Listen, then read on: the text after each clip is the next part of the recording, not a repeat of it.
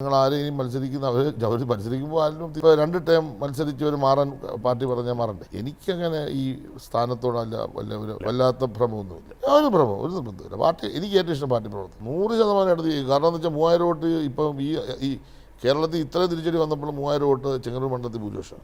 Cinema ഭയങ്കരമായിട്ട് രക്ഷപ്പെട്ടു. ഞാൻ നന്നായി സ്റ്റഡി ചെയ്തതാണ് ഫീൽഡിനെ കുറിച്ച്.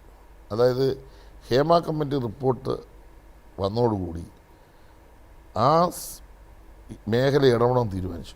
അത് ബഹുമാനപ്പെട്ട മുഖ്യമന്ത്രി ശക്തമായി പറഞ്ഞു. അതിന് 3 ഇതിലേക്ക് വരുന്ന ആളുകൾക്ക് സുരക്ഷിതത്വം മാത്രമല്ല വരുമാനം, സ്റ്റെബിലിറ്റി ഇതെല്ലാം ആവശ്യമാണ്. അപ്പോൾ ഒറ്റ കാര്യം തീരുമാനിച്ചു, ഇവരെ എങ്ങനെ അടുപ്പിക്കും. ഒരുപാട് ആളുകൾ എന്നെ ഉപദേശിച്ചു, വെറുതെ ആവശ്യമില്ലാതെ അതിന് പോകരുത്. കാരണം ഇത് വലിയൊരു ഫീൽഡാണ്. അതികായകന്മാർ മുതൽ ലൈറ്റ് ബോയ് വരെ പിന്നെ നിൽക്കുന്ന ഒരു ഫീൽഡാണ് ഇത്. നിങ്ങളുടെ റേഞ്ചിൽ ആൾ നമുക്കെതിരെ പറഞ്ഞാൽ നമ്മുടെ കഥ കഴിഞ്ഞു. കാരണം അവർ വലിയ പോപ്പുലറാണ്, നമ്മളത്ര പോപ്പുലറൊന്നുമല്ല. പക്ഷേ എനിക്കൊരു പേടിയും തോന്നില്ല. കാരണം എനിക്കിപ്പോൾ ആരെന്ത് പറഞ്ഞ് ഞാൻ നോക്കാറില്ല. എൻ്റെ നിലപാടുകൾ ഞാൻ മുന്നോട്ട് കൊണ്ടുവന്നതാണ്.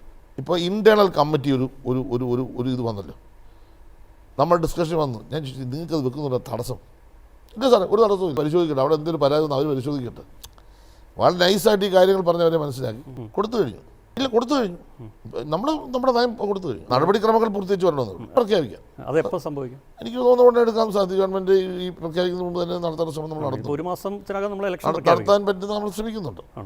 നമ്മൾ മനസ്സിലാക്കേണ്ടത് ഈ ഒരു പോളിസി ഇപ്പം പ്രഖ്യാപിക്കുന്നില്ലെങ്കിലും വരുന്നൊരു ഗവൺമെൻറ്